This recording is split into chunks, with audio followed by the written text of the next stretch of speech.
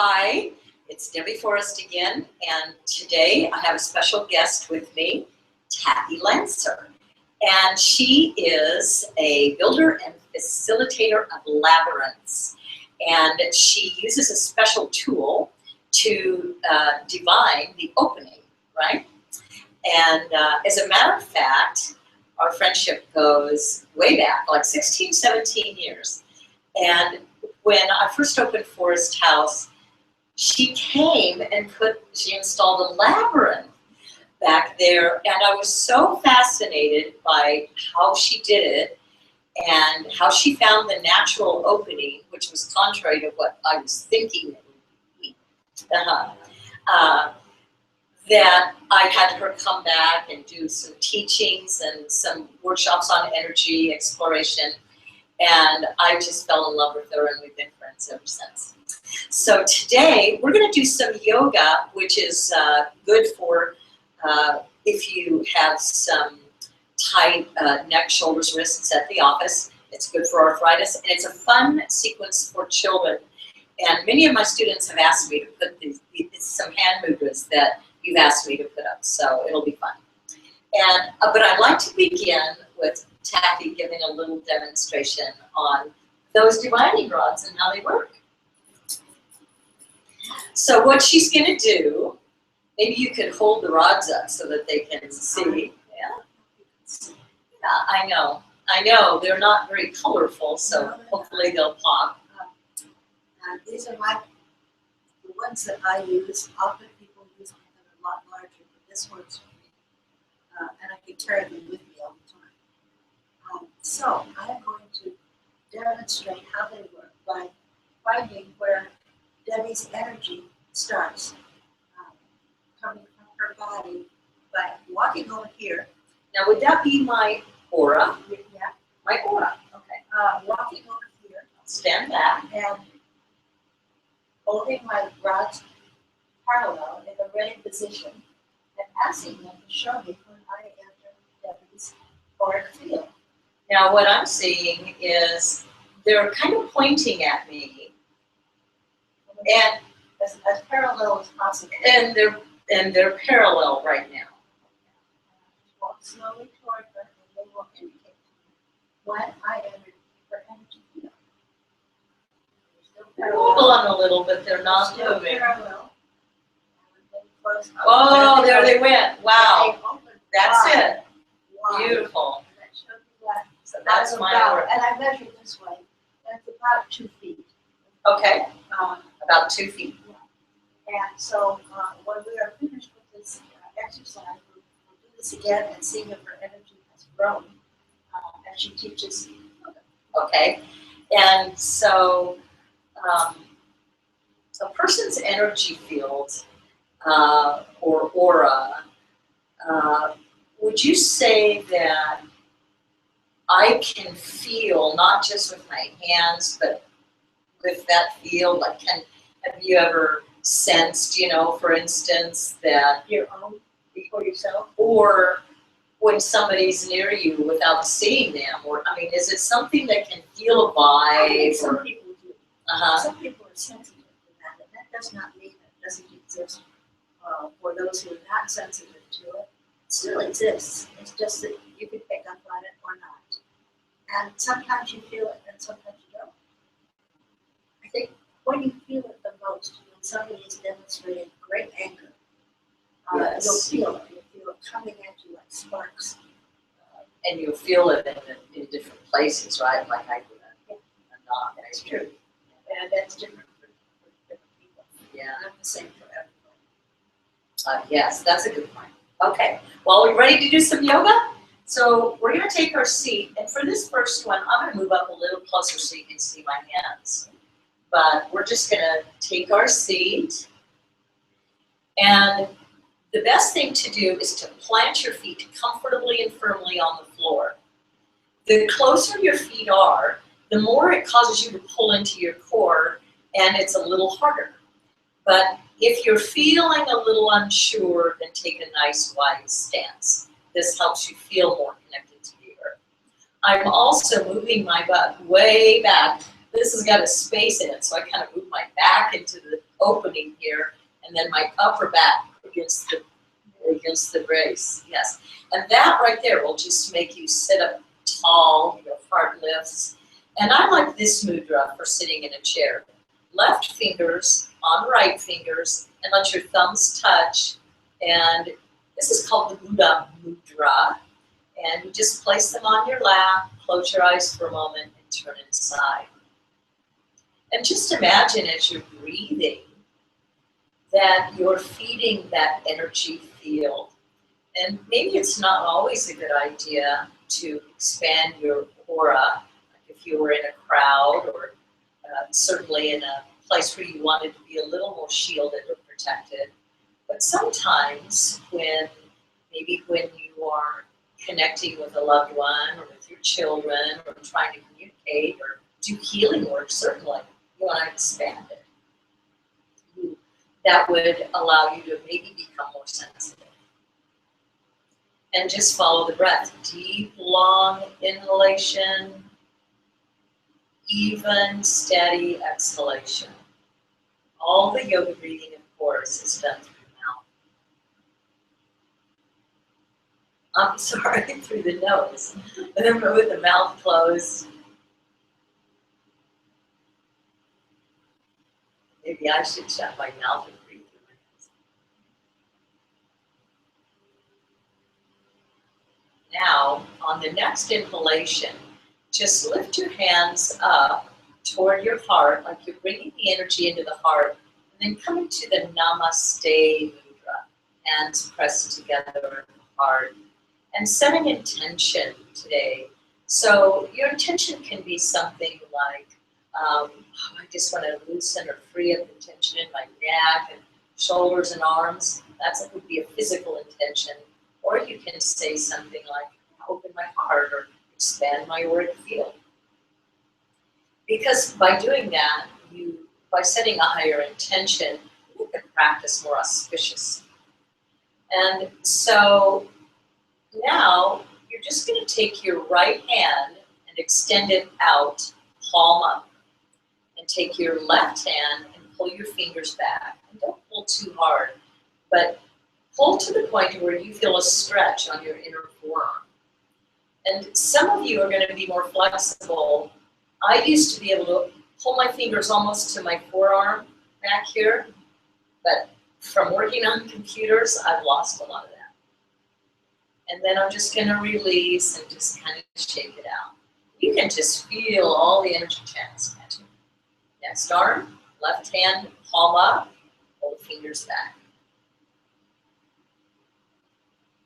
Just keep breathing and imagine those channels opening. We have a lot of marma points in our hands and feet. And that's why we're working on them today. And then shake it out. Because it'll open up energy channels, we don't have to do big, extensive yoga poses.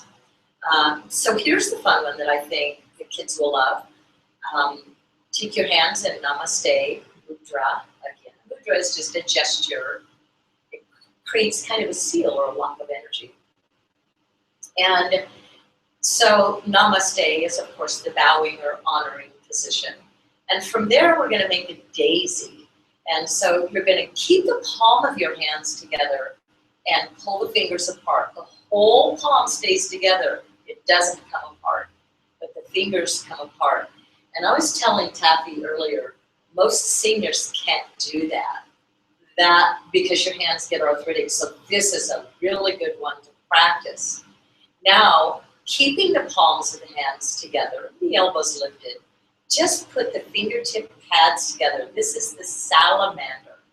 And I like to look down there. There's a little tunnel, and I try to make it even. And now you're going to open it up into a nice ball. This is relaxed, and you'll feel the tension all the way up through the neck. And I keep shaking my head out. You'll feel that tension just release. Now, the pinky and the thumb stay together, but the other three fingers come apart. And this is the lotus flowers. That's so pretty. Now, the lotus, because it grows from the bottom of the lake, from the darkness toward the light, the stem comes up, and I'm going to really be able to get a little higher than Taffy. She's got some tightness in her upper back. But this, you're gonna really feel in the back of your shoulders. Keep your gaze lifted and keep breathing. I feel it all the way down my back, actually. And then bring the lotus flower back down to Namaste. We're just gonna do that sequence again. Elbows lifted, heart lifted, stay focused and breathing. So from Namaste, your little daisy, your salamander, relax it into a ball. Just try to trace the energy from the fingers all the way up into the neck. And then the lotus flower, just let it grow. Take your gaze up, keep breathing. And then release and kind of shake it out. Sometimes it's nice to just take your hands like this and shake them. And then when you stop, you feel this tingling. Or sometimes I'll try to shake just from the elbow to the hand. You kind of have to put it out to the side. And then try to shake from the whole shoulder all the way down. Yeah, both sides. And then when you come back to your little Buddha mudra, you'll feel an aliveness. And so a lot of people, this is why I wanted to do something on the energy, because a lot of people say, I don't get what you mean when you say energy in yoga. It doesn't make any sense. But you'll feel that. You'll feel energy moving. And blood is really just a physical manifestation of chi or prana. So it could be just circulation, but it's carrying energy. So now we're going to do a fun exercise. We're going to write our names, but we're going to use, it's as if every one of our fingers is a pin, right? And I'm going to just kind of make little circles, and I'm going to use all the way up to my elbow and then all the way up to my shoulder, right? So it's almost like a flamenco dancer, right? Just using the whole hand. Now I'm going to start over to the left, and I'm going to write my name. I'm going to write Debbie, she's going to write Taffy. But all four fingers are going to write, and this is just kind of fun, and I'm writing all the way up to my shoulder. And it's just kind of, and I write it all the way around, and then I'm going to write it again. Start from the left. You have to know how to spell your name. In cursive. And no, yeah, in cursive. And maybe I'll draw a little daisy at the end. Ooh, you feel the heat in the shoulder too. Yeah, and so just bring that hand down and relax it. That is so nice. Now, here's the trick. This is really good for mind yoga. So we're going to start from the right now and write our name backwards in cursive. Like I said, no one's going to know if you spell it wrong. So you ready? We're going to, oh, that is just a mind game.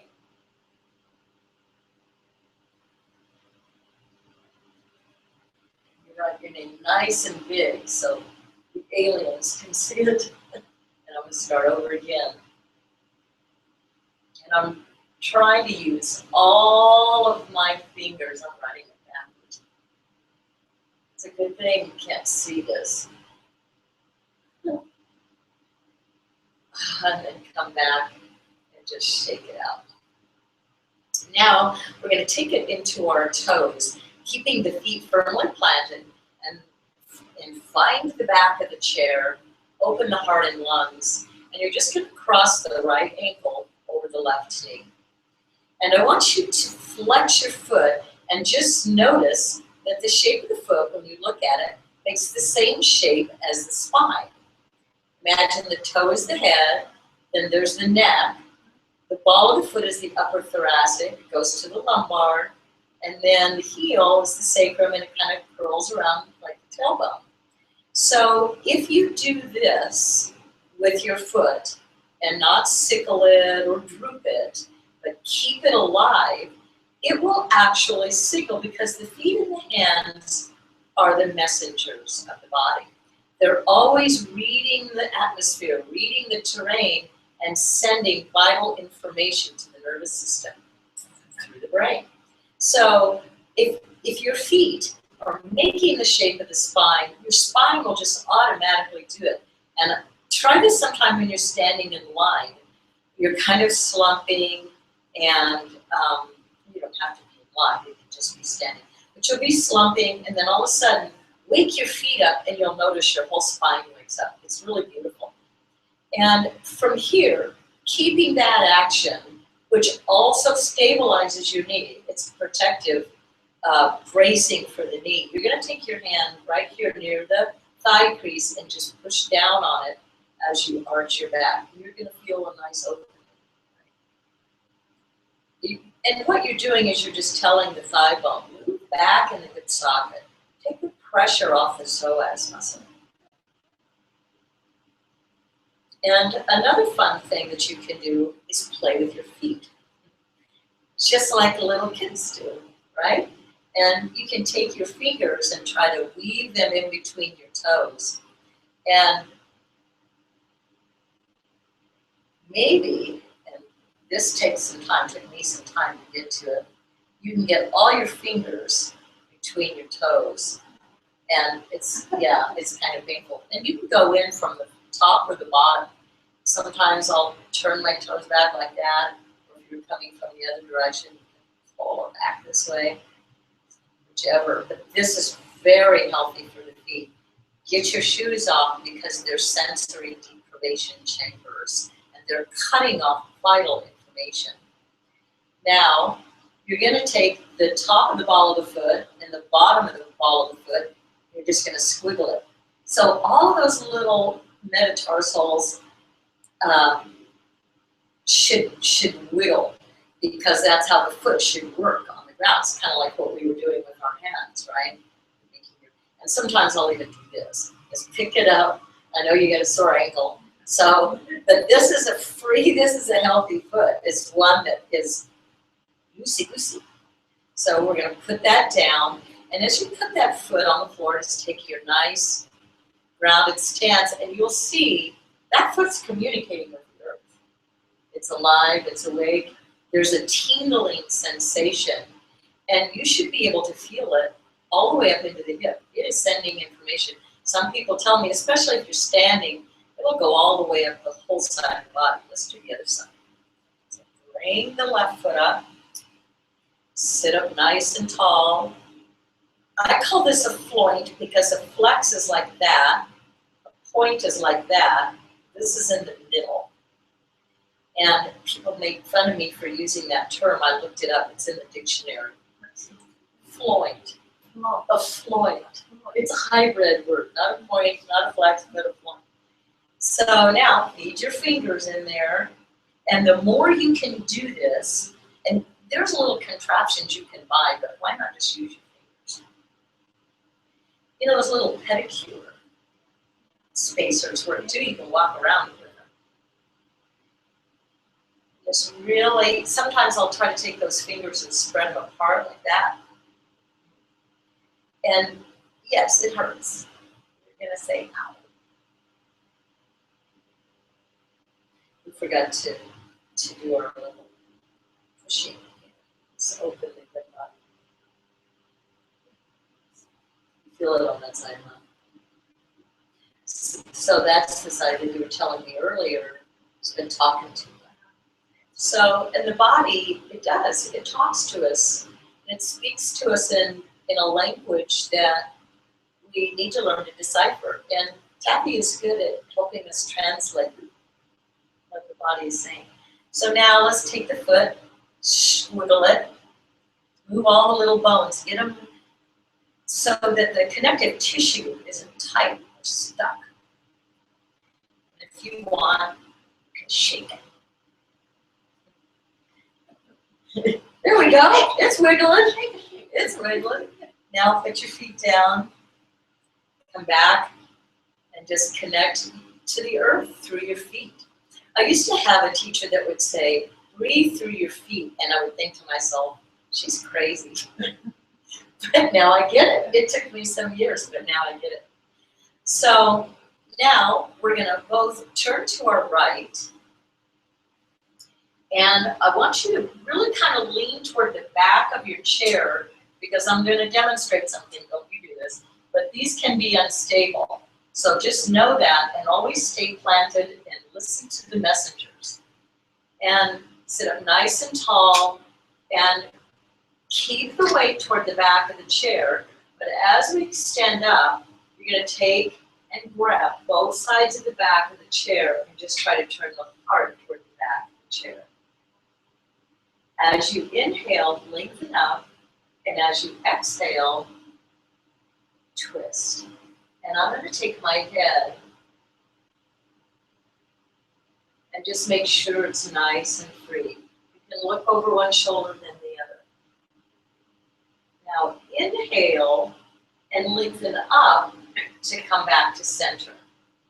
Now this is going to be a little trick here. I'm going to scoot toward the edge of my chair so that this buttocks is kind of free. It's not sitting on the chair. But I'm leaning this way and bracing myself. Now I'm a little more flexible than Taffy, so she'll show you a modification. This is a chair warrior pose. You're going to take your foot. She's just going to bring her knee down. She's going to feel a nice stretch all along in here. But if you can, curl your toes under and straighten that leg. And don't allow your body to come forward, but rather up, just like a warrior pose. Now you stay right there, Taffy, and if you want, you can actually take your hands up. But that's freestyling. And then come back to center.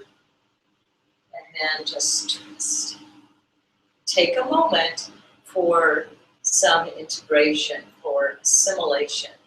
Just always repose after your pose and say, wow, what did that do? Now you ready? We're going to twist the other direction. I had these blocks here because I wanted to show you if you're more short-legged, that you can put your feet on a block, but your knees need to be the same level as your hips. So neither of us needed them. I think we're good here. So facing the opposite direction. Really firmly plant your feet. Talk to the earth through your feet and lean toward the back of your chair so you're steady. Now grab the back on either side or wherever you can and twist. Inhale and lift up through the heart. Try to keep your head and neck free. Beautiful. And just look over the right shoulder and then the left shoulder. Is the head floating?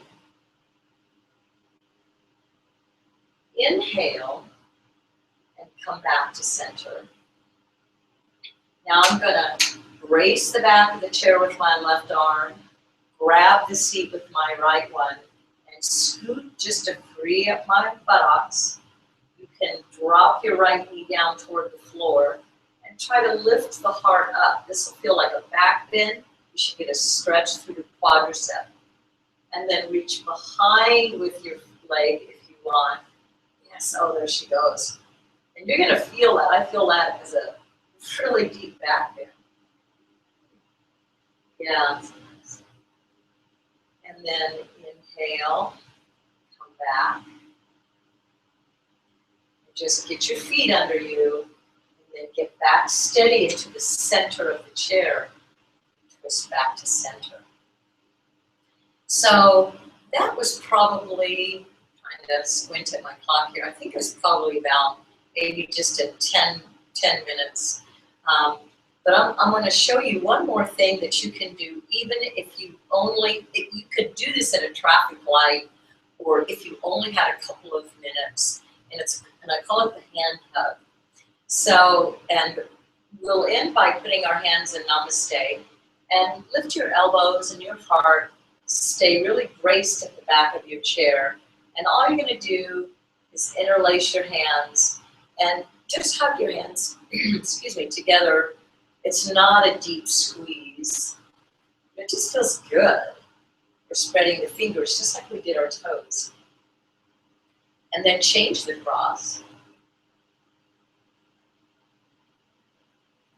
Just keep breathing.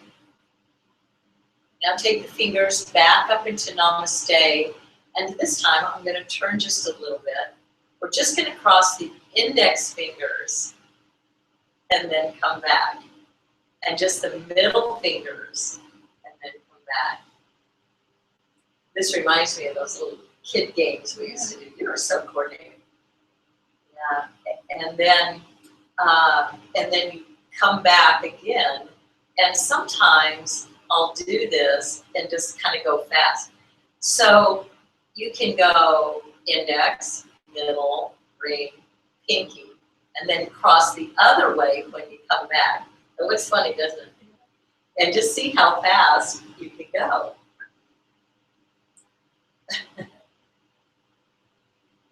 and not stick your tongue out when you're doing it.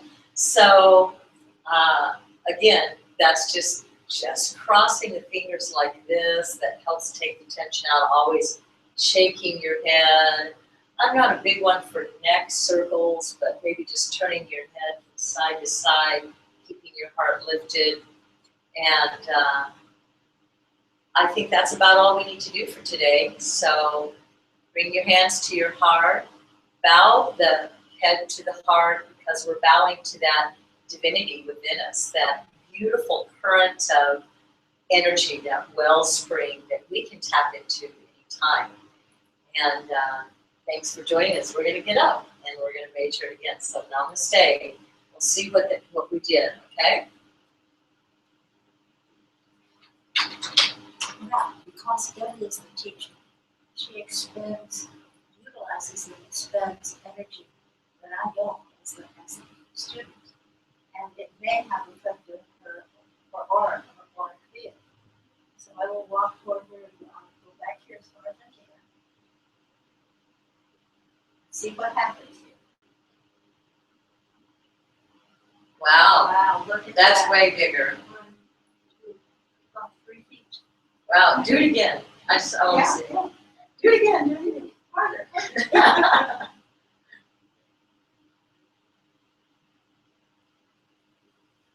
Wow. Well, if that doesn't convince you to do yoga, I guess nothing will. Well, it really opens up your heart. Oh, wow.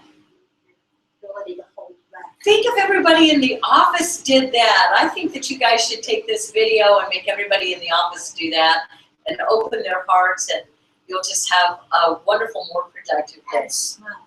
And smile. Thank you, Taffy, so much for joining. Bye-bye. Bye.